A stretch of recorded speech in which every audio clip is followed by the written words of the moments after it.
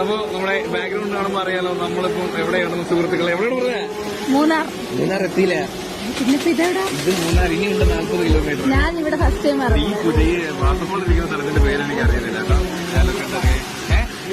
ചിയാപ്പാറ ചിയാപ്പാറ ചേട്ടനോട് പറഞ്ഞത് ചിയാപ്പാറ. ഇവിടെ ഇറങ്ങിയിട്ടുള്ളൂ, എനിക്കറിയത്തില്ല. നമ്മള് വെളുപ്പിന് എത്ര മണിക്ക് ഇറങ്ങിയത് വീട്ടിൽ നിന്ന്? വെളുപ്പിന് ഇറങ്ങണമെന്ന് ആഗ്രഹം ഉണ്ടായിരുന്നു. 5 മണിക്ക് കഥ പറഞ്ഞുതരാം. എന്നാൽ രാത്രി നമുക്ക് ഇവിടെ വരണമെന്നായിരുന്നു നമ്മുടെ മനസ്സിലുള്ള പ്ലാനിങ് സുഹൃത്തുക്കളെ. അങ്ങനെ നമ്മൾ അലാറൊക്കെ വെച്ചിട്ട് 5 മണിക്ക് നമ്മൾ എണീക്കണമെന്നുള്ള പ്ലാനിൽ നമ്മൾ കിടന്നുറങ്ങി.